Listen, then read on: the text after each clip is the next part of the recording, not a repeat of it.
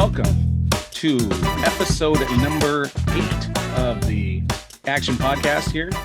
Today we'll be reviewing the new film by Baz Luhrmann, Elvis, as well as the film with Ethan Hawke, starring Ethan Hawke, Black Phone. And then we're also going to be reviewing some small, Kevin Hart and Woody Harrelson are starring a new film on Netflix called The Man from Toronto, which also dropped this past weekend. And then we'll also be doing some quick reviews that are streaming.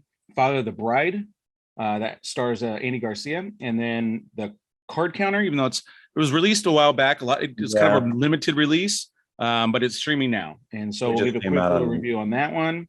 HBO. Yeah. And then Jerry and Marge Go Large, which is on Paramount Plus. And that's directed by David Frankel, who Devil Wears Prada. He directed Entourage as well. I believe he did the pilot episode of that. Now it's starring Bryan Cranston. So we're going to go through most of those films. I don't believe there's a ton of news, but we'll still cover a bit of news, some trailers, and what's coming up here basically in the month of July. So that's right. With that, Pete, we're going to start right away into Elvis and our review on Elvis. Do you want me to start or do you want to start? Go ahead and kick us off. I think we'll just go back and forth on this one. Okay. Well, like I mentioned before, it stars Baz Luhrmann. And directed by. Yeah, directed. What did I say? Starred? Oh, yeah, there you go. Good start. Directed by Austin Butler, who was really good. Yeah, Austin. But although, you know what, a couple other people I talked to were not necessarily big fans of his casting. I don't really know him. What else was he in? He was in Once Upon a Time in Hollywood. He played one of the Manson kids. Okay. I know him on the horse. Yes, when they're at the ranch, but then he's one of the ones that goes and tries to kill Sharon Tate later on. Right. But he started it, and I thought he did a good job with his performance. Tom Hanks, I thought did really well. Definitely a different type of performance for Tom Hanks. Not me. This was. I think this was the first time ever in the history of the world that, I mean, hated the performance would be strong, but I did not like Tom Hanks in this role at all. Just because you don't like Tom Hanks being a deceitful character? No, I don't know. There was some. Well, to be sure, this was the first role ever where I didn't feel safe. I've always said in previous podcasts and in real life that, you know, Tom Hanks always makes me feel safe whenever I see him perform in any acting role. But this was one where I never felt safe one bit. And that's not the reason why I didn't like his character. It's just, I don't know. Well, you're not supposed to like his character. But the performance, sorry. I don't know. There was something about the accent that, you know, I couldn't. I've never heard an accent like that. And maybe that's supposed to be because nobody's ever sure where this guy is actually from, because he's got no documents. He's got no citizenship anywhere. And so, I mean, but still, like, I don't know. There was just something really just off-putting about it. Yeah. I mean, he's still great. And he still crushed it, but I was not it won't even be in my top 50 roles of all time. Well, yeah, and I think a lot of that has to do just I think how the character is written, and this will go into my overall review of the film. But, you know, I think that's maybe where the film was lacking is it wasn't very clear on the direction, I think. Meaning, Baz Luhrmann is a very stylistic, and like you mentioned, it's a very incredibly visual film, and there's scenes where it's really well done, and, you know, you feel the magic of Elvis and all that stuff. But, you know, just like you know, the film Ray, which had to balance like the greatness of his music versus the dark side of him. I personally feel that they kind of skirted all of the dark elements of both the Colonel and just like how he really, like, what led to his demise. Like, I personally don't have a ton of pure knowledge on the Colonel. I don't have, like, I sometimes watch these biopics to get a little deeper inside of these sides of the story, because I just don't know on and Elvis is definitely a guy I don't know a ton about. I mean, I know the general stuff, but I wanted some of that stuff, more elaborated on, and because even with the Colonel, like, if you literally knew nothing, you're almost, I feel like you'd almost be shocked at the end, like, whoa, wait, what? This guy got indicted? Like, he was so good to Elvis the whole time. Like, I don't really felt like, well, no, I mean, he's not, but what I'm saying is they don't really explore like the nefarious acts he was doing. Like, it's, to me, it just, they kind of wrote it at the end, like, oh yeah, by the way, he hustled Elvis out of this amount of money. And I mean, there's like maybe a small part.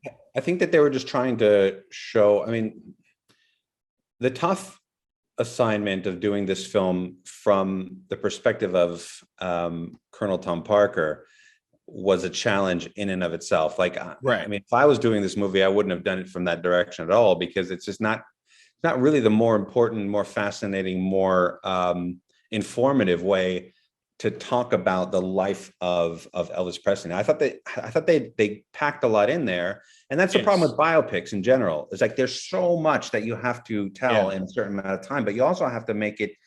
You have to make audiences want to eat it up at the same time. So you can't just have a long, drawn out, linear story. And I think that's why Baz was brought on.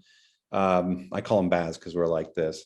Right. I think this is why Baz was brought on, because of his history, and his movies are very visual, and they're very colorful and explosive. I mean, Romeo and Juliet, I mean, the first time I saw that, it was like every 2 seconds there was something happening, either some sort of a visual effects or color, or quick shots, quick scenes. The Gatsby was like that. Even though that was more of a linear story, there was still a lot of just explosions and very bright imagery. I really felt that Elvis, especially the first quarter to a half of the movie, really read almost like a comic book. The way it was laid out, and the way the style was, it really felt like somebody was literally flipping through a comic book while we were watching it. And I thought visually was really great, and it gave you those little snippets of information about Elvis that you needed if you didn't know anything about his life and his career. But yeah, going at it from the Tom Parker route was a tough ask, I think. Well, and I think that's where I think this film overall needed to be darker. So to me, like you said, okay, cool, this is the route we're going to go. So if you decide that, then I think you need to then go all out on the darker side and really get into like the fall of him. Like I said, I just felt it was like really sugar-coated. And it didn't feel like, I mean, one, they never really put any blame on him, on Elvis. Again, I only watched it once, so this is just my initial reactions, of course. But I felt like Elvis did no wrong in this film. And I'm not saying that's a bad thing per se, but you never really heard him. You never really heard him like question anything, or whether this is right, or there's a couple like little, like you're saying, little snippets, but it really doesn't get into, like, I really don't know how he felt about a lot of this stuff. I just, it could have been a scenario, because I don't know much about the behind the scenes of the making of this film, but like with Walk the Line, for example, like Johnny Cash gave permission for them to make the movie, and they could portray him however they want. However, there was a caveat that was his wife, played by Reese Witherspoon. You cannot make her look as bad at all. And in fact, in real life, from what I hear, June Carter Cash was no angel, but he did not want her portrayed a certain way. So, I mean, maybe somebody on the Elvis team didn't want him. Maybe they didn't want him portrayed in a negative light. Well, it's And not about especially, but even if you're telling the story from the Colonel Tom Parker side, then you wouldn't really need to show his negative side, because that guy really wouldn't have you need to show somebody's negative side. My whole point is, I think we saw Parker's a lot. I don't think we did. I don't know what he was thinking half the time. Like Making those deals where it's like, it basically, we're going to pay you all this money and we're going to support your gambling addictions, and all for the fact that they never showed him gambling once though. But they talked about it several times. They talked about his gambling problems, and that's the reason why he always needed money. That's why he was looking for his shining star. Yeah, that was going to. I mean, you know this more than anything, Pete. You need to show, not tell. They never showed it. They just told about it. That's like cardinal sin number one. Yeah. If that is if Colonel Parker's number one weakness is gambling, this is not execute that. They said it like twice, kind of not under the breath, but it was just like, oh yeah, he's got a gambling debt. It's like, wait, what? Like we haven't even seen him gamble once. But you're right, and they almost expect the audience to understand that right off the bat. I mean, that's why when he wakes up from when he's in this hospital bed, he goes through a casino, because that's like where he spends all of his time, gambling and doing that stuff. Maybe that's why he's there. But like you're saying, I think I agree with you, without actually showing it. I don't want to hear about it. I want to see it. Like, what did he bet on? I really don't know how big of the problem is, because they just tell me and I don't actually know.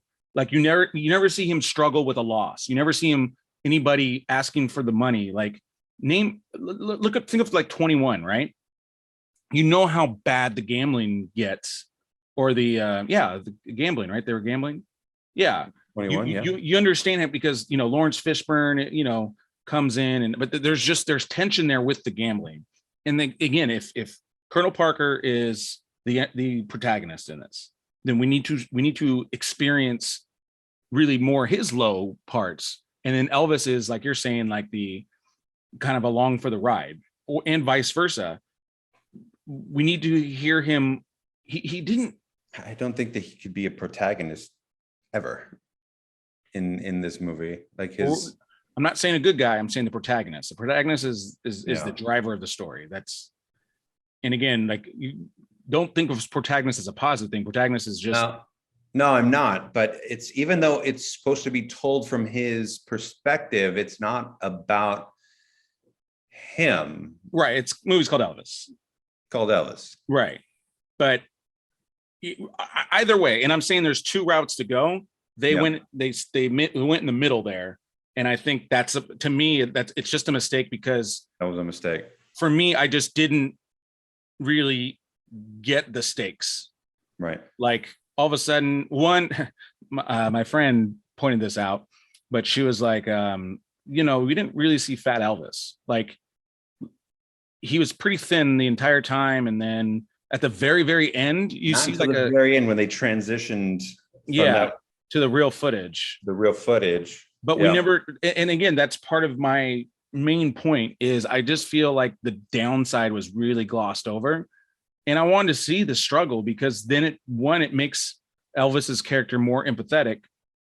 And we really understand all the different, like we realized how much Colonel Parker, effed him, and we just don't see it. Yeah. So again, overall, I still think the movie's entertaining. I think I'm gonna watch it again, most likely. I just wanted more, really. So it's not even, like I said, this is not a negative review. It's just I want more. Like I wish you would have explored that more, because that would have made me, feel the hurt when Elvis actually kind of passed away. Because it's kind of crazy. I mean, he's basically my age. And that part didn't kind of hit home till the years. I'm like, oh wait, man, he literally died at my age. Like that's right. And I understand what most people are saying. They, a lot of people are saying that they understand that the movie simplified the legacy of Elvis, and I get that. But you also have to understand what Baz and team were trying to accomplish with this. What story were they trying to tell? They weren't trying to talk about bookend to bookend Elvis's life and legacy. It really wasn't about that. It was really about the relationship between Colonel Tom Parker and himself, and their rise and their fall. The things that they went through and battled about. No, I get all that. I get all why that. they say it, but I think our good pal Robert Ebert, God rest his soul, gave it a 1. Yeah, I wanted to talk to you about Robert Ebert. 1.5. Well, first of all, Robert Ebert is no longer alive. Yes, that's not his. That's his website. Yes. And second of all, it's Roger Ebert. Oh, that's right, Roger Ebert. Yeah. So I don't know who Robert Ebert is and who he's given his review to, but we want to go off RogerEbert.com. Yeah. Okay. But the people who are carrying on his legacy have the same sort of attitude. There's no way I would have given this a 1.5. In fact, the Peter score for this movie is 70%. I give it a 70%. I think that people are going to enjoy it intensely. I think they're going to be blown away, if by nothing else, by Austin Butler and his performance. And I think visually it's stunning. It's a good watch. I think people are going to enjoy it. I agree. Yeah, I would say a 2.5 out of 4. Yeah, 2.5 to 3 stars. Like you're saying, I think 70, 75 is a good thing. And again, I think there's parts of it that are a 10. Like you're saying, there's definitely some sequences in there that are fantastic. Like I said, for me, it's just I just want to know a little bit more, just from not being a pure on. Like, I'm not an Elvis absolute lover. So right. Awesome. Let's move on. Well, okay. So with that, Pete, we're gonna hit our first list. And this is probably the most difficult one that we decided on. But obviously, since this is a musical biopic, we want to do our top 5 musical biopics. Right. And so I'll start with you, Pete. Starting with me. Okay. Yeah, this one was tough. I mean, there was a few that I wanted to put on there and I didn't put why don't let's do honorable mention last. We don't want to bury the lead here. Okay. So tell your top 5, then we'll do honorable mentions after mine.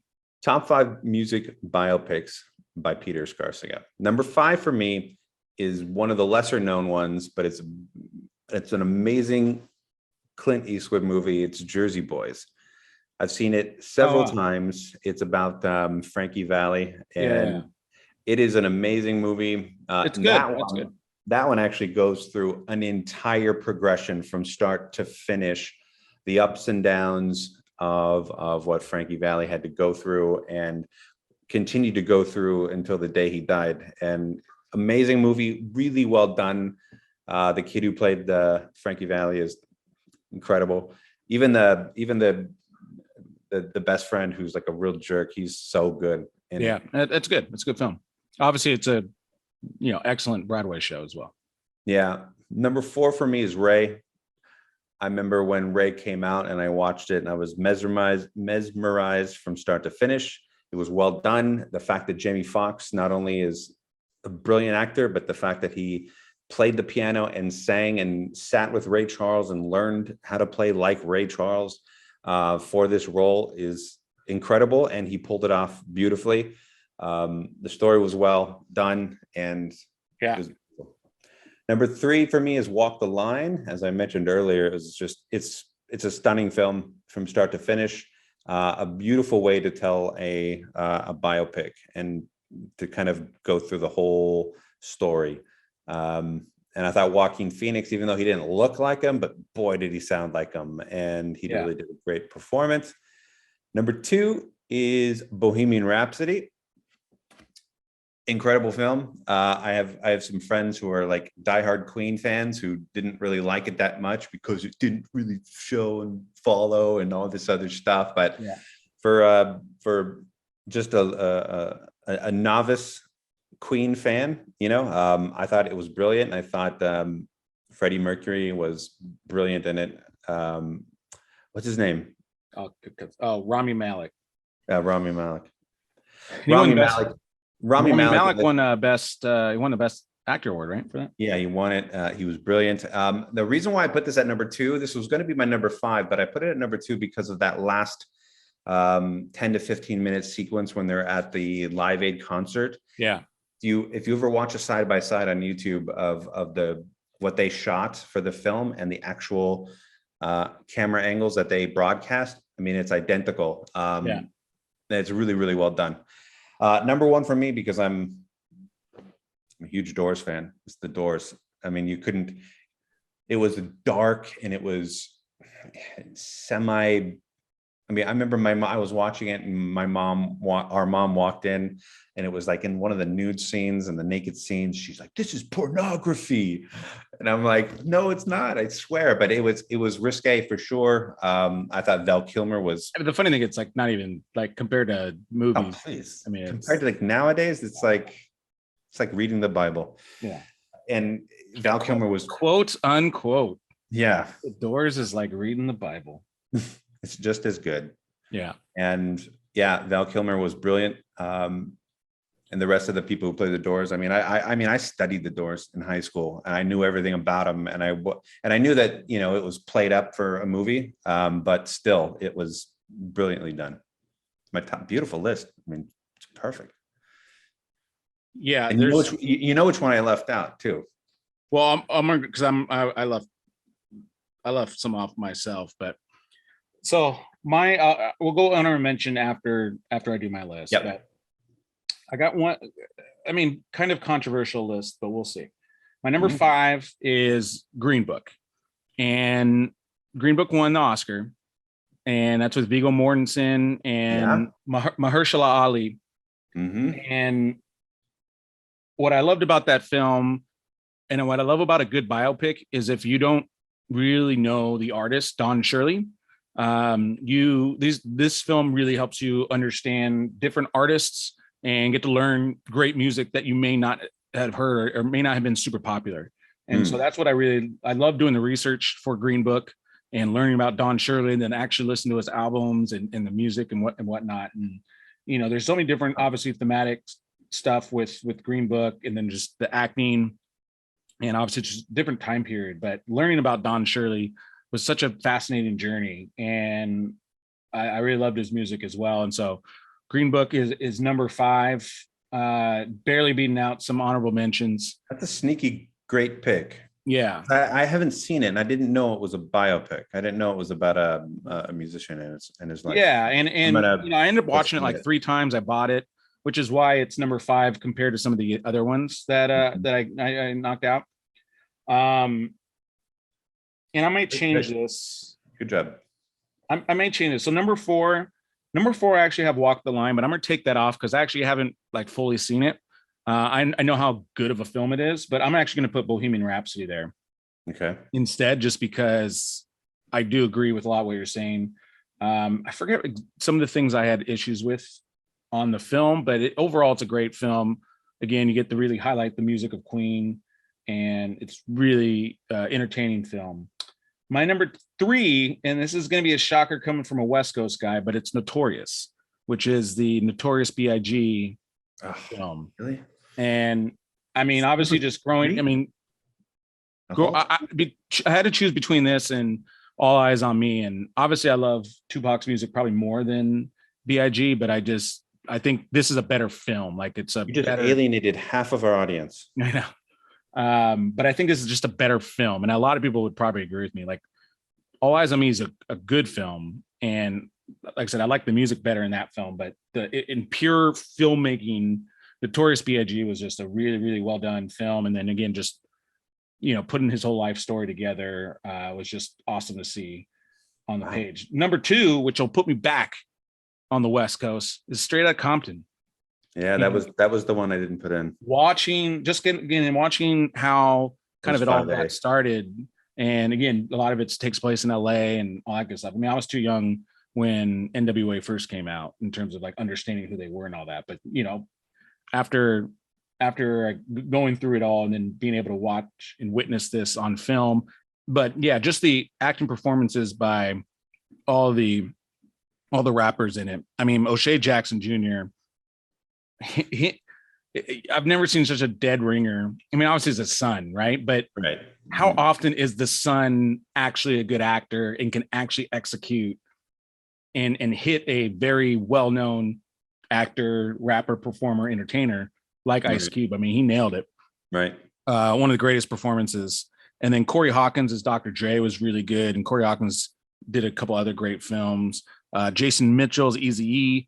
But there's just R. Marcus Taylor as Suge Knight. I mean, again, this is just the acting in it is so powerful. And again, So you know some of these guys, but then to see it actually executed, and it was so well done and written. Yeah, it was between that and Jersey Boys. I went Jersey Boys. Yeah. And then my number one is Ray. And again, kind of the same thing as Green Book. I mean, I didn't really, I know who Ray Charles was, but I didn't really know all of his music.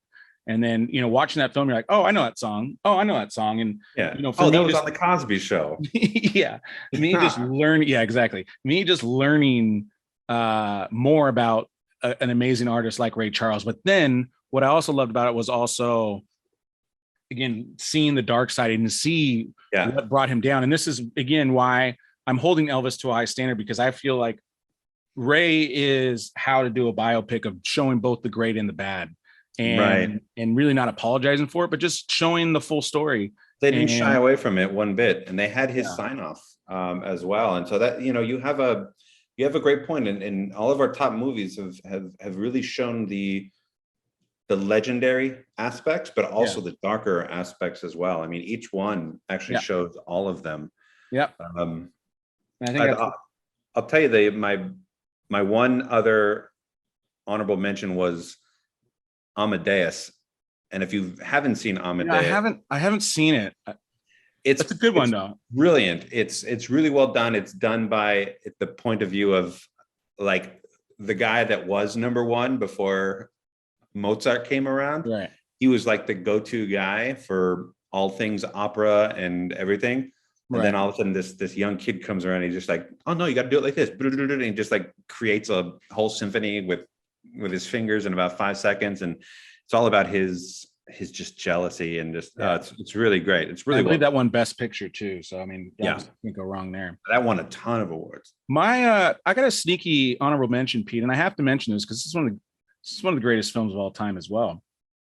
And it's Walk Hard, the story of Dewey Cox. Yeah. I've never seen it. You haven't seen Walk Hard? Oh my goodness. It's so good, especially because you like Walk the Line. No, I know. It is one of the best like spoof type films with John C. McGinley. Yeah. And Jenna Fisher is, it's so good. Like literally, if you want to laugh, like I think it's literally up your wheelhouse because it's Ray, it's Walk the Line. I forget what other kind of things they spoof, but this is John C. McGinley's wheelhouse. And Tim Meadows is in it too. And I can't even say the jokes because you won't even get them, but I won't get them. So many good jokes. So you got to watch that. I think we have it. Yeah, I'll watch it. That's on a Stars. So I had to mention that as my honorable mention, just because if that was an actual, I would have put that on the list if it was an actual. If it was real. If it was real, yeah. Our next film is The Black Phone, starring Ethan Hawke, and that's directed by Scott Derrickson, who also directed Doctor Strange, and he also did a Sinister, and Sinister got a lot of good reviews. I have not seen Sinister, but dude, do yourself a favor, watch that in the daytime, and do not watch it at night by yourself. It's I'm gonna blow my next top 5. It's the scariest movie I've ever seen. Yeah, I'll definitely check it out, but I really like the acting. Mason Thames, like you mentioned, is Finney. Madeline McGraw is Gwen. But let me tell you what, man. I mean, when we first put this on the list of upcoming films, I was like, okay. I mean, I like Ethan Hawke. Okay. And then, some of the reviews started coming in, and then the trailer, and I was like, this has potential. And in all honesty, I actually saw this on Friday. But I was super tired and I fell asleep. And so I was like, I'm probably going to have to watch this again. So I watched it again today, actually. And I'll tell you what, you know how much I missed of that movie? Yeah. 99. Because I was about to go in for my showing and you called me and you're like, yeah, you know what? I fell asleep. I don't know anything. I don't know if I'm going to be ready for this review. I don't know anything about it. Yeah. The movie was complete. I didn't realize how much I missed until I was like, yeah, none of this is familiar. None of this is familiar at all. So yeah, that's but I'm really glad I saw it again. And I thought it was extremely entertaining. I really like the style that Scott Derrickson did, and the cinematography. It takes place in 1978, and I just really love how like some of the montage sequences he does, and combined with the music. I thought the music was fantastic in You this. felt like you were in that time. Like you Oh felt yeah, you were in the late 70s for sure. oh yeah, and uh, I honestly, I thought for a horror film, I thought the story was really really well done, and you don't always get a Trailer lot. promised that in a way. That's what intrigued me most about going to see this film, was that the trailer actually, it wasn't like your normal horror movie where they kind of throw like the scary moments or something out there. Like they actually promised a story, and I think they delivered on it. Yeah, 100%. 100%. I mean, to be honest, it's one of the more deeper horror films I've ever seen, horror thrillers. Yeah. And the character development they have with the Finney, and even Gwen. They come from a kind of a troubled home, and they both have to really kind of grow up as kids. But then spoiler alert, obviously, guys, if you're fast forward this part if you're want to see it. But there's a lot of great character development. It's very raw. Really takes you back to this like the 70s, because like back then, child abuse was more prevalent, and even just kid abuse was more prevalent. I mean, kids fighting each other, and it was extremely raw, and you felt like you were, like you're saying, really in the time period. You could ride your bike to the other town next door by yourself, and your parents wouldn't even think twice about it. You wouldn't think twice about it. Yeah. And just again, how they took kind of a very deeper character film and then kind of made it scary. I mean, remember there's just one scene where it was like, it was thrilling at this point, but it hadn't really been like scary yet. And all of a sudden, of course, they do the traditional horror film techniques, which is, maybe, quick camera movement and cut and all. You're like, I was like, oh man. The first time you see the ghost on the phone. Yeah. That first part. Yeah. Done. Yeah. You're like, oh, okay. I forgot about all that. But yeah, I thought this was super entertaining, and I highly recommend it if you have the balls to kind of handle this type of film. But again, I think for this genre, I think it's upper echelon in terms of, again, story and cinematography, the whole nine. And I think to add to what you're talking about, something that's very glowing about this film is the two kids. I think Finney and Gwen, the kids that played these two kids were incredible. They were emotional, and every emotion that they felt and portrayed, you felt it too. Like when Finney he finally breaks down and he starts just crying hysterically. He cries just like a kid at that age. I remember doing that kind of crying where you just can't kind of catch your breath, and it's really, really well done. And then Gwen, the sister, you feel everything that she is sort of portraying. I think that both of them just really, I mean, Ethan Hawke is incredible, and there's not a lot of actors that will take on a role where you never really see his face ever. Most actors want to be seen, but Ethan Hawke's a great actor, and he he was scary. He was scary in this. I mean, he was great. He was really good, but I think the two kids are the stars of this. Yeah, absolutely. And I think Ethan Hawke would agree with that. I mean, he's a true thespian, and so he'll tell you how great those kids acting is. I'm pretty sure if you're watching the interview on. Yeah. And I don't want to get spoiler here, but in going back into just how complete of a script this is, it took me actually a minute when I watched the ending, but just how well everything connects and everything has a purpose. Like that's not always prevalent in screenplays, and this to me was a mastery of a horror script in terms of everything playing out and everything having a legitimate purpose that all ties in somehow. And most horror films, the endings always feel like they just kind of like, oh, shit, what do we do? We've got 15 minutes left. Let's just do something really fast. And it always feels like there's not a lot of thought behind it, but there is like clear buildup to this and execution. Like I said, this is one of the better executed horror thrillers I've ever seen. So again, guys, go check this out. This was extremely terrifying. It gets a Peter score of 85%. I'm gonna give this a 95. 95. Wow. I mean, honest, like again, I'm looking at all the different aspects: music, direction, acting. Mm-hmm. For this genre, I mean, there's not too many other films I think is more perfectly done than this. Obviously there's a story, like it's quote unquote limited by its story, if that makes sense. Yeah. But I still think like I'm going to watch this a few times. Like it's that good, but I think it executes in every way a film can. And it's only limited just because of like, again, it's a horror film. Right. You know, I mean, it's not bombastic. There's no sequel. There's no, none of that. So Pete, that leads us to our top 5 movies that scared the shit out of you. And for our viewers and listeners, our criteria is pretty, what's the word? Very simple. Yeah, very simple. Like think of it like the movie that really scared the shit out of you. Just messed you up. Yeah. So some of these movies may not hold up per se, but at the time they did the job. So that's how I judged them, how I felt then versus, because some of these newer movies actually are scarier, but they're the 8th iteration of something, so it's not quite as scary. But yeah. So you started the first list, Pete. So I'll go ahead and start this one. Okay, Pete. So my top 5, and again, I want to very, very reiterate that this is when I watched it. So some of these movies I watched 5-10 years old. Obviously, I think sometimes those movies have a bigger effect on you than when you're watching a movie at 20 or 30.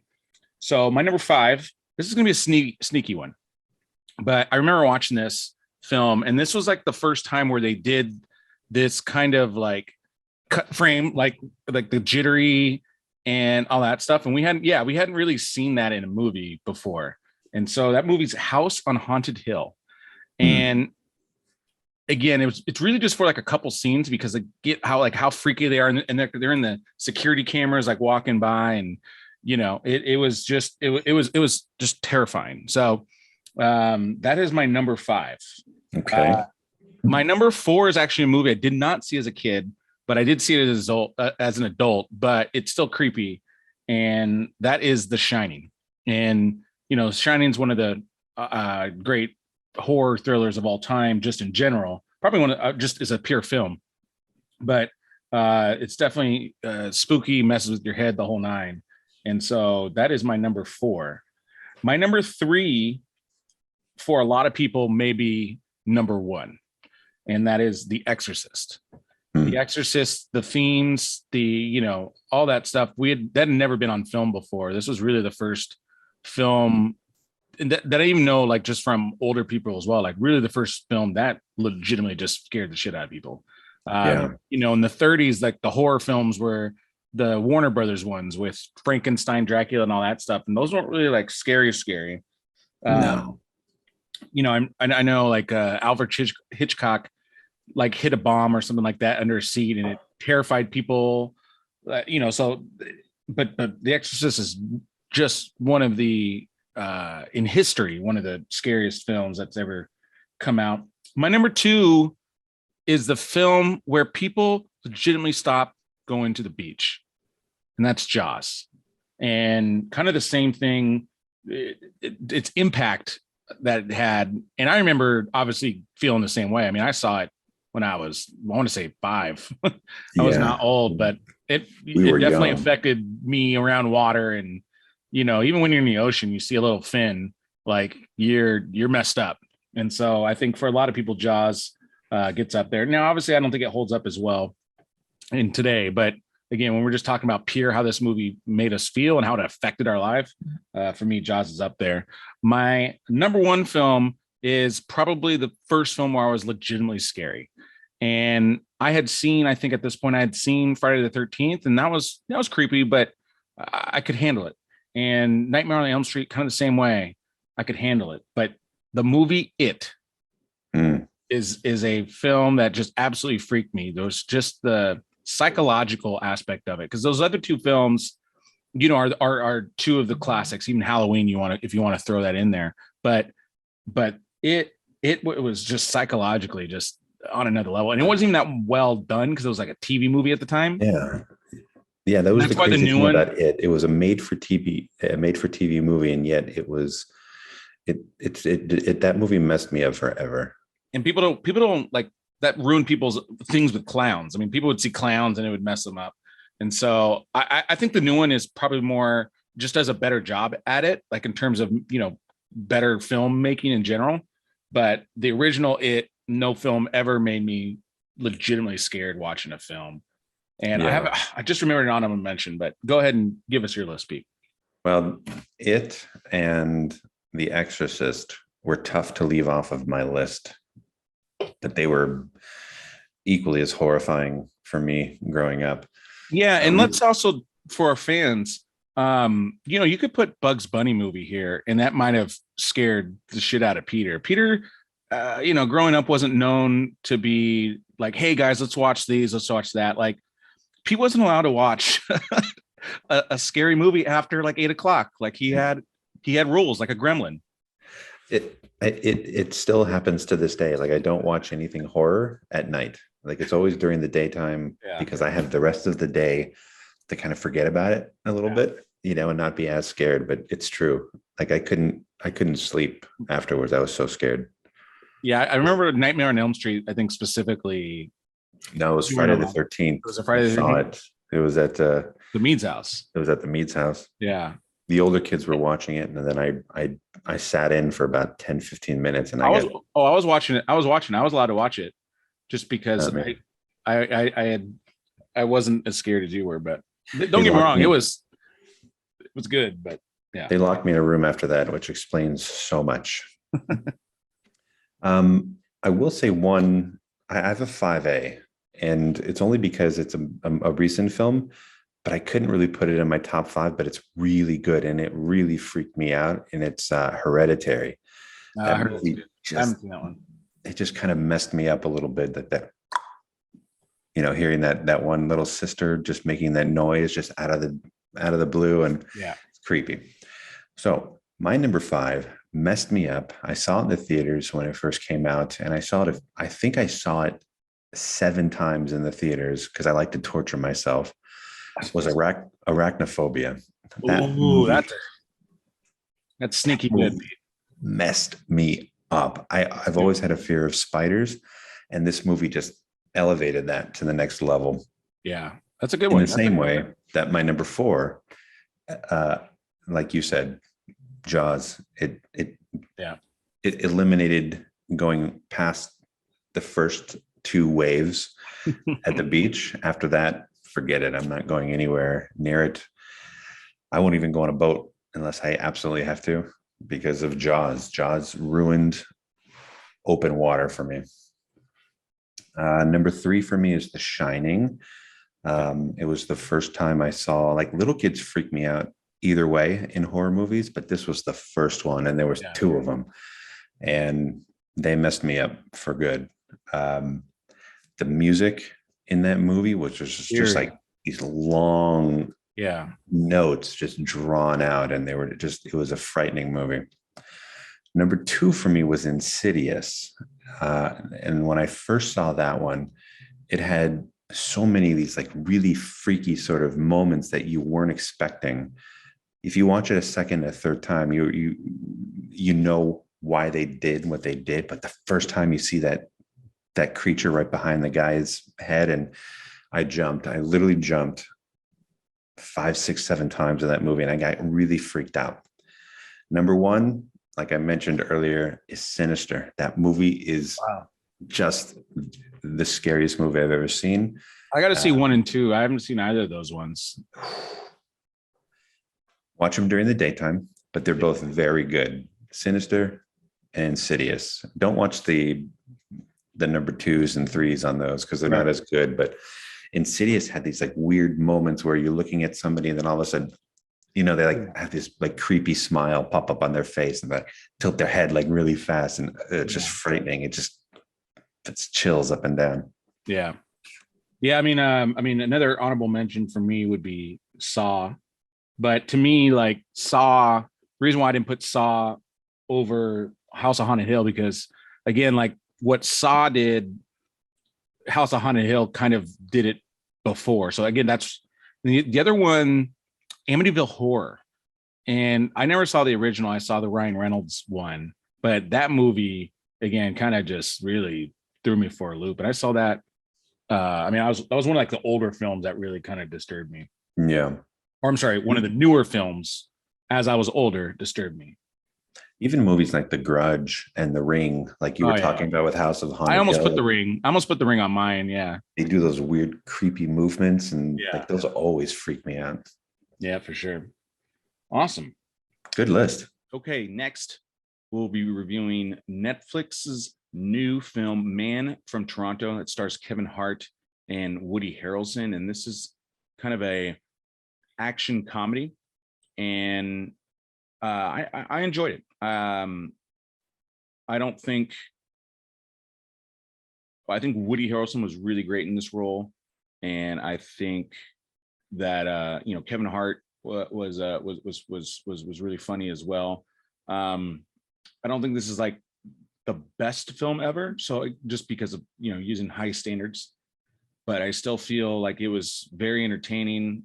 The action was good, the comedy was good, the rapport between Woody Harrelson and Kevin Hart was really, really good. Kevin Hart has a lot of really funny reactions in this as well, and I would say if you like Kevin Hart's films, I think you'll like this film. It's right in, I'd say, kind of the middle of some of his other films. I put it there probably maybe like right along, like that would be maybe kind of like my comp.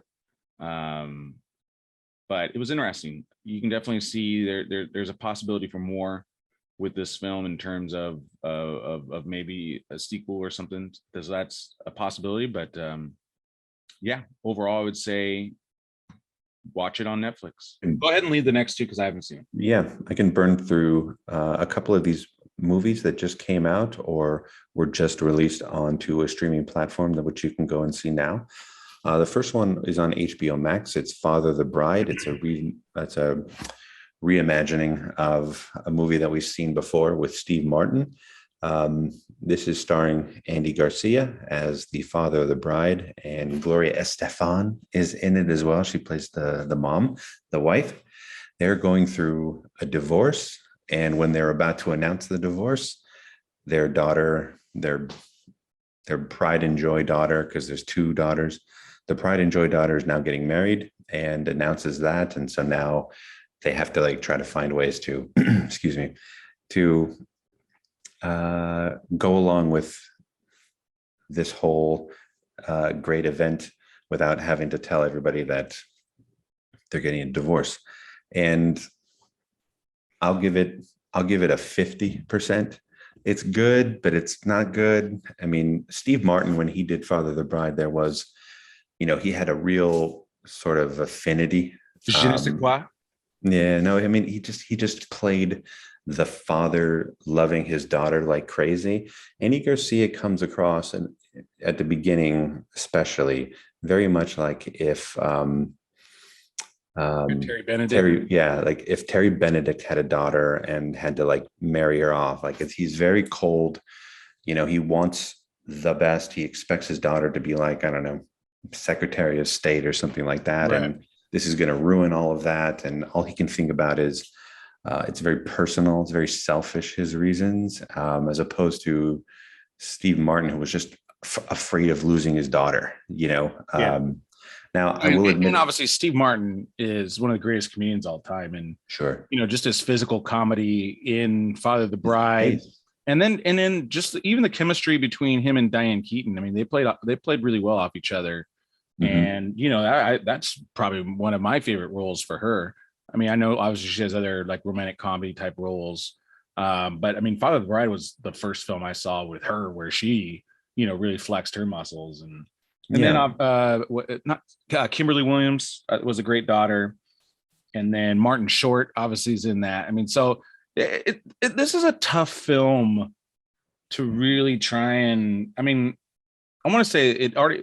Steve Martin's was a remake as well, right? Yeah. But Jerry Lee Lewis was the original. Yeah, but I mean, the Steve Martin one just Yeah, superseded that one. yeah, for sure. And it doesn't sound like, is this even a comedy? Like, they completely. No, I mean, there's comedic moments in it, but it's certainly like, and it does get emotional at the end. But I think I got emotional at the end because I have a daughter, and so I kind of put myself in that scenario, and so I got kind of emotional at the end. So I do debate whether or not, like, if I didn't have a daughter, if I really would have given a shit at the end of this. But Well, I'll watch. I'll watch before the next one, and I'll let you know if, because I think I can. I I mean, can it's tell you cute. either way. You know what I mean? It's cute. It's fine if you're looking for something to watch with the family. HBO Max, Father of the Bride. I say go for it. It's not bad. The next one is also on HBO Max. It's the cow. The card counter. It's the card counter. Thank you. Yeah. Now this one stars Oscar Isaac, who's incredible. Like, I really love him a lot. He does a lot of great films. This was directed by a guy named Paul Schrader, who wrote Taxi Driver, Raging Bull, and he directed a whole bunch of other stuff. But there's, like, Taxi Driver and Raging Bull, as great as those movies are, they are very sort of drawn out, and they are very slow. This is definitely one of those. So basically, the gist of it is that I went into this not knowing anything about it. So I thought it was going to be about this card counter, because I'm like, Well, what do you think? rounders. Do you think led you to believe that? I love card movies, like anything blackjack or poker or anything like that. I love watching those movies a lot. This really has nothing to do with gambling and playing cards. Oh. Isaac is a former guard at, like, Guantanamo Bay. I'm going to see this, so don't spoil alert. I'm not going to spoil it. Okay. But then he sees at one of these conventions, he sees his old like general or whatever, who's Willem Dafoe. And he meets a kid whose dad was a guard as well, who killed himself. And it's the kid from Ready Player One, Ty Sheridan. Right. He's in it as well. And so they have a connection, and Isaac wants to do all this great stuff to propel Sheridan into his life. And that's where I will leave it. I gave it a 45% on mine, just because it's not what I expected, and it just took forever to do anything. The Guantanamo Bay scenes are intense, but I mean, there are some real intense moments in this movie, and that's all Oscar Isaac and the way that he kind of just turned into this character, and he really performed well. But the poker scenes are minimal, so don't go into it thinking that it's not going to be rounders. That's for sure. Yeah. All right. Well, the last one that we'll be reviewing is Jerry and Marge Go Large. And this is on Paramount Plus right now. It is directed by David Frankel, who, like I mentioned before, directed the pilot episode of Entourage. Also did Devil Wears Prada, Marley and Me. But this guy has a very good kind of like family-friendly type of films. And Bryan Cranston and Annette Bening are in this. And, you know, going on with those themes, I thought it was really entertaining. I think it moves well, and, you know, it's just a cute kind of a movie, kind of like you're saying, like you need something for the family. It's got to be one of the cuter movies I've seen in a long time. Yeah, like, it's a really well done, cute movie. Cranston and Bening are at the top of their game in this one. They just really come across perfect in this movie. Yeah, and what I liked about Annette Bening too in this one is, you know, she's had some other like darker type roles, and I really like this role for her because it looked like she was really just enjoying making this movie. You know, sometimes obviously when you have like an intense role, like let's use Ethan Hawke in you know, The Black Phone, you don't necessarily obviously are going to see how much they enjoy acting or being in this film. Obviously you have to see an interview or something afterwards, but like in this film you can just, I mean, you can't act happiness and all that to an extent, you know what I mean? And Annette Bening just, you can really just, I really bought into her character and all that. And how great was Bryan Cranston? I mean, I really thought that he was like 70, 80 years old in this role. Like he Yeah. played that age Yeah. to perfection, because he does not look like that. He's not that old. I mean, he's Right. older, but he's not that old. Yeah, it kind of reminded me of Trumbo. It's kind of the same thing. Kind of looked a little more frail, a little more like you're saying, aged up a little bit.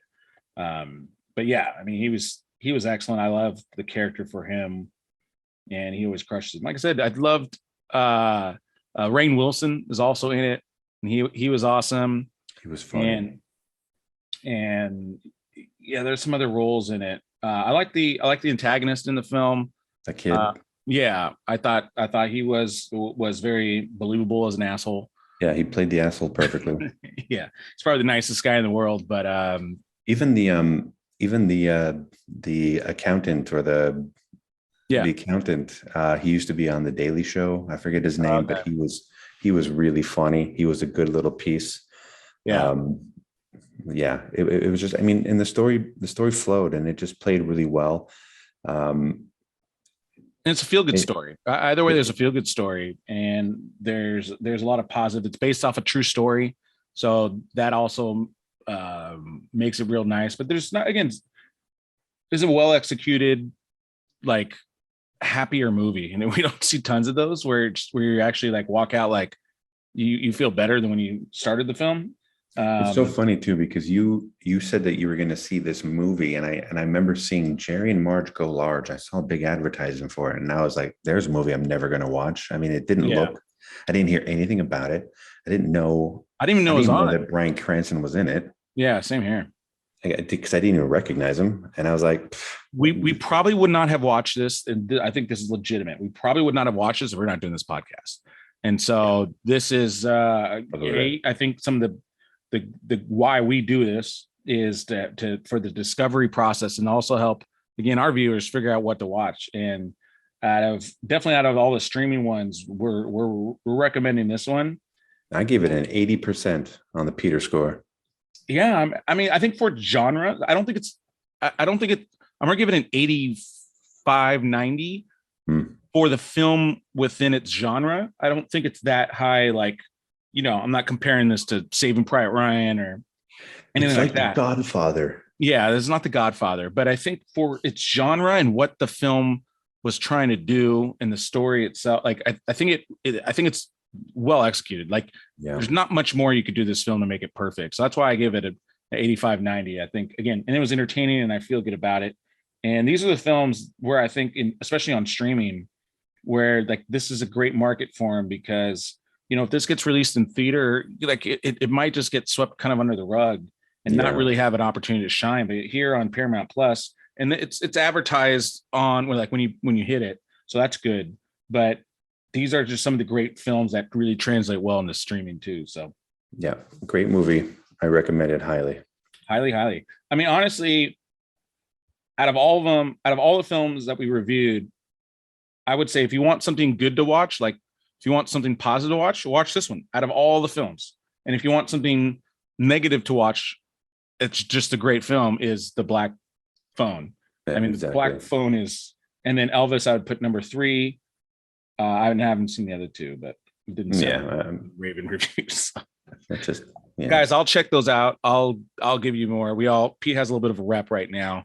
I'm a little more fair when it comes to what these films, but I'll be honest, if I'm bored during it, I'll let you guys know. So we'll see.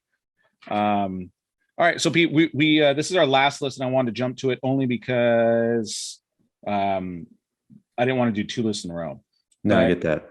Because Ethan Hawke is one of our favorite actors. He's been in some of our favorite films. I wanted to make sure we give him his shout out and give him his top 5 movies. And why don't you go ahead and start it? Okay, my top 5 Ethan Hawke films. Number 5, I put Alive, because it rhymes and it's cool. Alive was great. Alive was first. It was the first movie that I saw of him after like a Dead Poets or an Explorers, which is the younger version of Ethan Hawke. This was the first one. Really, it's his first adult film. Yeah. So, and he had the longer hair, he had the beard, Yeah. and just the movie was so suspenseful. It was just a tragedy to watch. That's number 5. Number 4 for me is The Kid. I thought he was excellent in that one. Nice. Number 3 is Sinister, because that's the freakiest movie ever, and he's in it. And I don't think he'd ever done really like that sort of horror thriller kind of movie up until then. And he just did it really, really great job. The next 2 are obvious. Number 2 is Training Day. He was brilliant in that. And number 1 is the greatest movie of all time, Dead Poets Society. I mean, you were close. You had a very decent list. You were close. Perfect list. Wasn't he nominated in Training Day? Yeah, nominated. Didn't win though. He wasn't nominated in Dead Poets. All right, so we're not terribly far apart. We're not terribly far apart. My number 5, and I put Magnificent Seven, but I thought about The Kid, and he's also in another film called In the Valley of Violence, and he was really good in that one too. And so my number 5 film, you can pick any of his westerns, but it's you slashed it twice. I didn't slash it. I picked Magnificent Seven, but just any western. Honestly, he's so good in westerns, and I hope he does more. But that's why you could pick any number 5. I'm picking Magnificent Seven. But he was excellent. They should put him in Guns 3.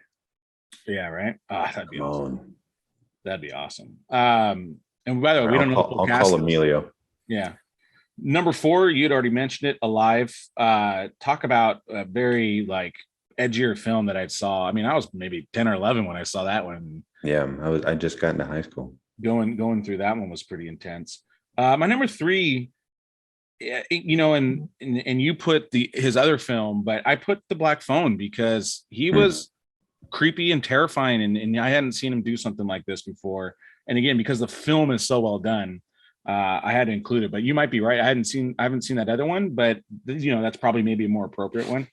Yeah, but Sinister it's more about the freakier aspect of that is not because of Ethan Hawke. Like Ethan Hawke's this guy trying to escape it. You know what I mean? And so yeah, he's never played, like you said, he's never played that sort of like he's never played this dude before. Yeah, and I don't want a spoiler again on Back to the Black Phone, but there's an element to his character that you're not really privy to in the beginning, and then it kind of builds up to it, and you're just like, oh, whoa, okay, and then you see him the next time, and it's just like you don't think it's Ethan Hawke. I mean, it's just a different dude. And then number 2, I put Dead Poet Society only because his role isn't as big as it was in Training Day. Like in Training Day, he's the guy and it's his film, right? And obviously Denzel Washington is the antagonist. My captain at the end. He's the one that stands up on the desk. Oh no, 100%. Obviously, it's my number 2, but the whole film, that's a great scene, but it's not his film. Like he's a supporting character in it. No, I mean the story. 100% is a supporting character in it. The movie's not. It's Keating, Robin Williams, is sort of the catalyst of these boys, but he's the main boy that the story's about. It's about his growth. He's shy and won't stand up for himself or talk at the beginning. Make the argument Neil is number 1 kid guy that stands on the desk and finally opens his mouth. But Neil's death is what leads to that. No, it's Neil is the leader. I'm telling you, I've seen that movie a zillion times. I'm telling you, I've seen a zillion plus one. It's Ethan Hawke's movie. I know what you're saying. You can make that argument. I know you can make that argument. I'm just saying in screen time and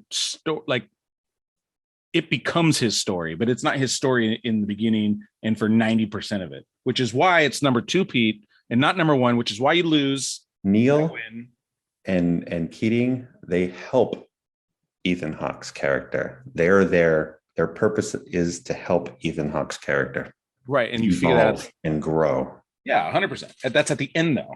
Throughout, we're on their journey before that. Dude, watch it again. You're wrong.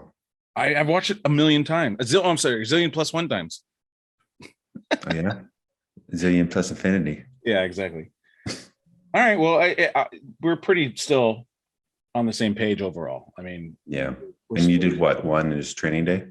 my one was Training Day. Yeah. Yeah. I mean, See, such a different, such a different role for him too at that time, because you mentioned it before. I think he was in smaller films at that point, but his last major film was, I think, Alive or White Fang or something like that. And he kind of went through a slight little dark period, or just his films weren't as big. And then this was like, oh shoot, Ethan Hawke's in this one. And for me, it just, he did like, Before Sunrise.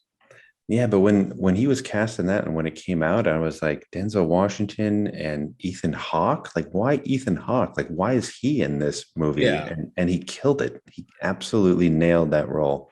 Yeah. And I hear this Boyhood. I haven't seen Boyhood yet, but that's supposed to be pretty good. Boyhood, excuse me. Yeah. I haven't seen The Northman yet. And I wonder if I would have maybe put that on my list at some point. I say no, and I don't want to spoil it, but yeah. Just see the Northman, but I don't think. Yeah. Yeah, I'm looking at his films real quick. Reality Bites, Quiz Show, uncredited, so that wouldn't come. Before Sunrise. A lot of smaller. Gattaca. I forgot about Gattaca. Great Expectations. Oh, the Newton Boys. So he did some things. I hadn't seen all these though. Yeah, but they weren't that role. I mean, that role was like a tougher. Oh yeah, for sure. You got to work in the street gangs of LA. Yeah. And he's a police officer. So this is, again, he hadn't done a gritty role. He did a lot of these other roles. So yeah. Right. All right. And then now let's get to the latest movie news and notes.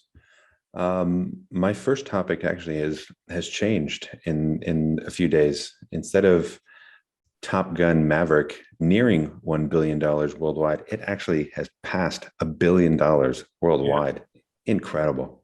You know what's even more incredible, Pete, is it dropped down to number 3 last week, and after this weekend, it tied for number 1, but it actually won.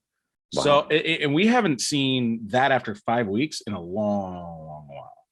I mean, especially with the amount of films. I mean, even Avengers Endgame, I don't think was number 1 after 5 weeks, was it? No, it was still making a lot of money, but I think it's just incredible what it's been doing. I have a pop quiz for you. I'm going to test your knowledge. Yeah. Because I don't know about the 5 weeks thing, but after 4 weeks, Top Gun Maverick is one of only 4 movies to ever break the 40 million mark after 4 weeks of being released. Yeah.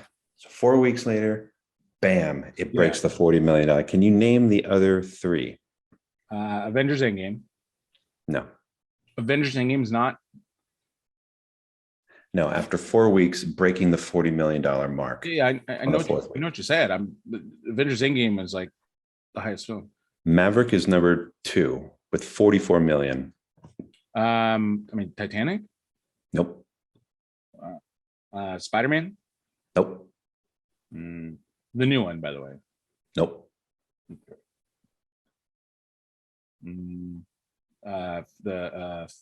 Force Awakens?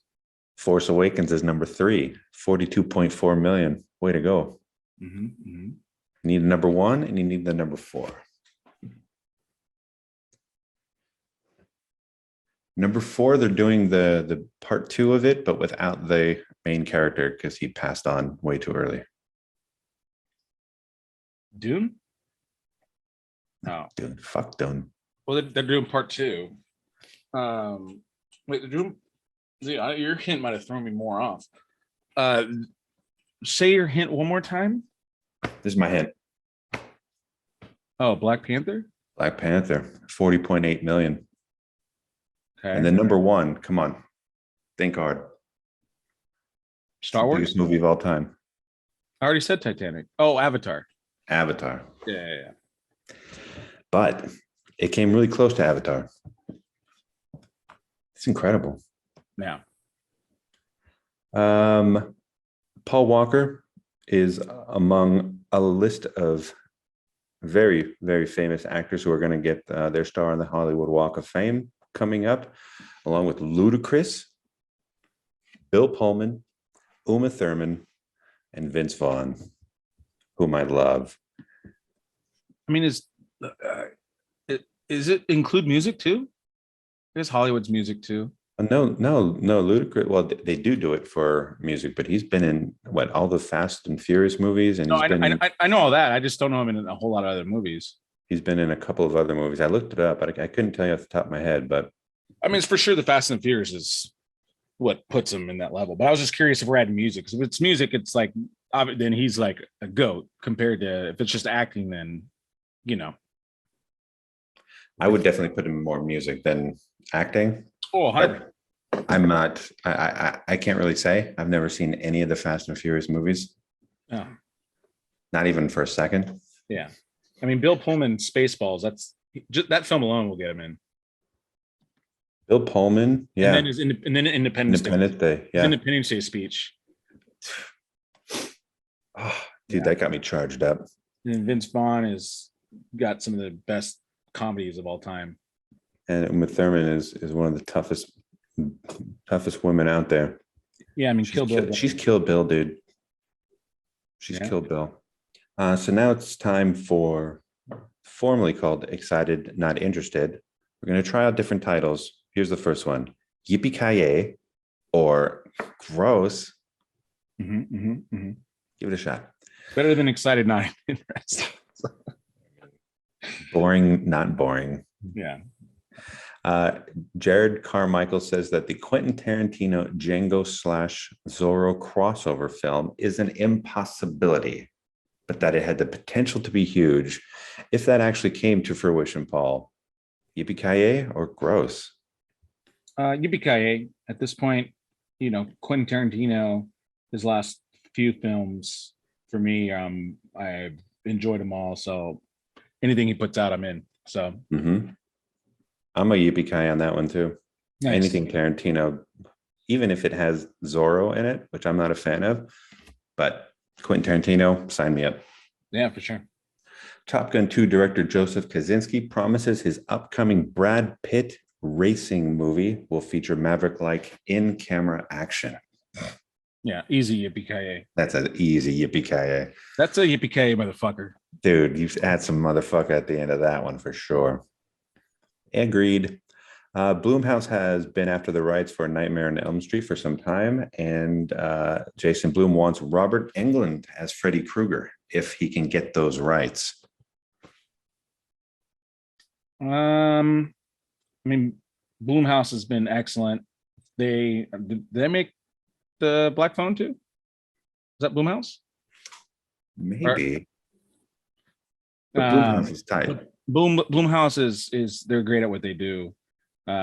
So I feel like yes, even though I'm not necessarily, like I said, a huge Nightmare on Elm Street fan, but I would probably obviously watch it.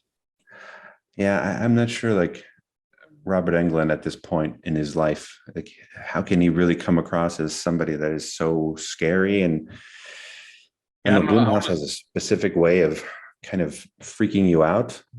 I don't know. I'm somewhere in the middle on this one. I'm not really sure. Might not even get the rights. Who knows? Lastly, Heat 2. Al Pacino wants Timothy Chalamet to play his role in the sequel. I liked Timothy Chalamet. I'm just like anything. I want to see the script. I mean, I guess I would see it. You know, Heat I was loved as a concept and as a film. And there's some great scenes in it. I always just felt like it needed a little bit of editing, and you know, it just dragged in some points. But you know, I know people that swear by that film and think it's one of the greatest, like, caper type films. So yeah, I mean, ultimately, I'd say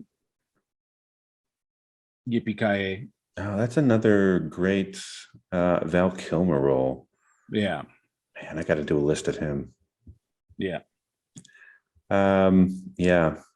I'm not as high on Timothy Chalamet as everyone else is. Like, I don't know where he came from, first of all. Like, I know he was in Dune, but before Dune, I only saw pictures of him. Like, people just talked about him, how he was so young and cute, but I don't think I've ever known what he did prior to Dune and why he's such a big deal. Maybe I'm gross. He was in Lady Bird. which I never saw. French Dispatch. Oh, he was in Hostiles. Yeah, he's Interstellar. He was Tom at 15 years old. He was in Interstellar? Yeah.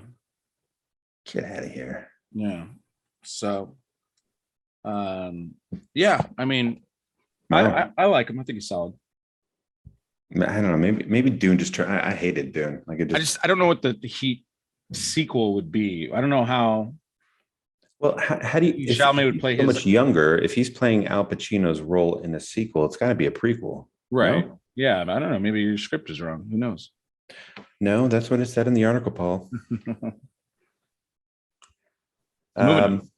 Moving on to the latest trailers coming out to either a streaming platform or a theater near you.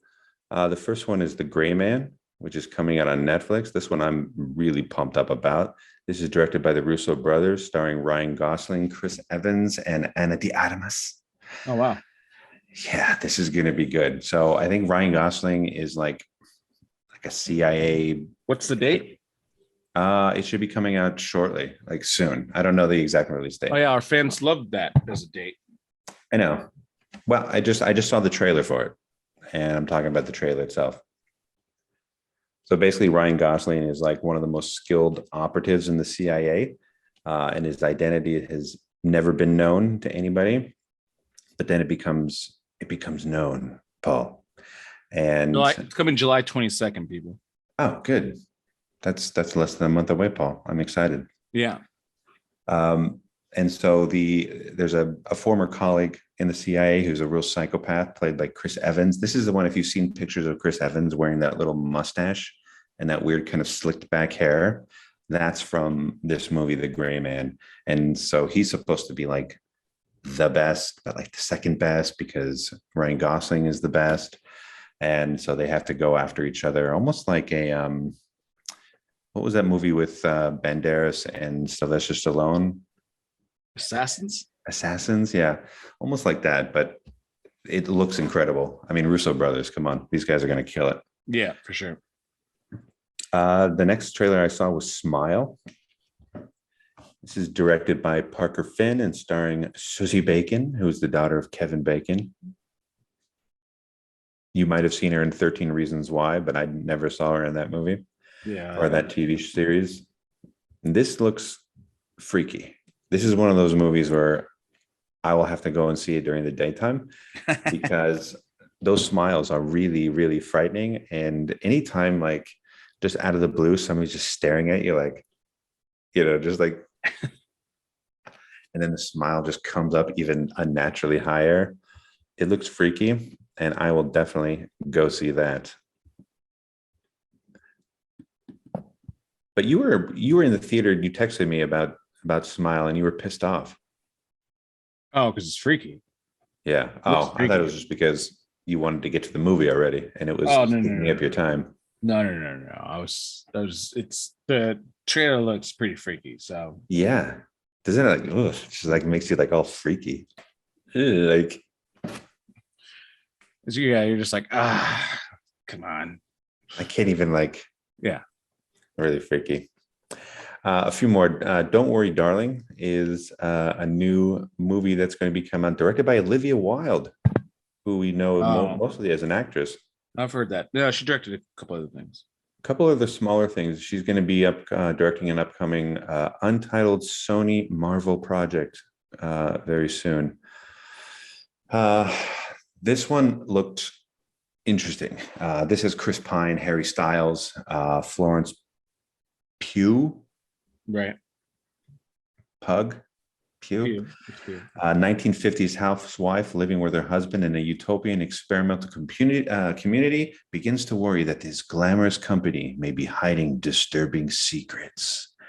The trailer was really well done, and it gave me a lot of suspense, and so I think I'll certainly be going to see that. Olivia Wilde also, she also stars in it as well, so she is playing a dual role here.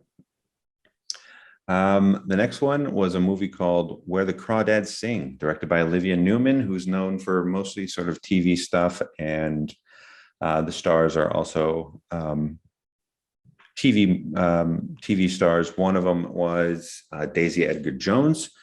She was in a show called Under the Banner of Heaven, which I haven't seen, but I've heard really good things about. This is a book. This is based off of a book, and I think it was put out by the Hello Sunshine Company, which is Reese Witherspoon's company. This is a woman who raised herself in the marshes of the Deep South. She becomes a suspect in the murder of a man she was once involved with. So it's one of those thriller murder mysteries. And then the last one I want to talk about is one that I don't think I would have seen on paper. It's called Bros. This one is directed by Nicholas Stoller, who did Forgetting Sarah Marshall, Get Him to the Greek, and Neighbors. All very funny movies. Yeah. This stars Billy Eichner, and he did like the Billy on the Street. He was in Parks and Rec, and this is an LGBTQ movie for sure. But the previews, I'm watching the previews, and I was laughing through the whole thing, and I can't wait to see this movie, to be honest. It looks like one of the funnier movies that we'll probably see this year, and I'm really looking forward to it. So I can't wait to see that one. Awesome. And the other ones, I'm not going to talk about now. Yeah, all good. We'll save them for next time. All right. Well, that pretty much wraps us up. Next week, I believe is that Thor, or is it the following week? Thor's coming up. That's like the following week. Yeah. And I think next week is Minions: Rise of Gru. That's the main film that we will be reviewing. There might be probably a couple of streaming ones as well. And then in our classic reviews, we'll be having Indiana Jones, Raiders of the Lost Ark will be coming out, and then we'll also be on tap the following week after that will be Karate Kid, and then we got a Back to the Future also coming up on tap. So we got ourselves looking forward to those. Absolutely. And then we'll obviously have Young Guns too as well soon. So we're gonna have a big month. Thanks for having me, Paul. Well, thank you, Pete, and thank you for everyone. Please make sure you guys like and subscribe and share so we can continue to grow and help family and friends figure out what to watch. So comment below on your guys' lists and who won, whose list you enjoyed more, and we will see you next time, Pete. All right. And cut.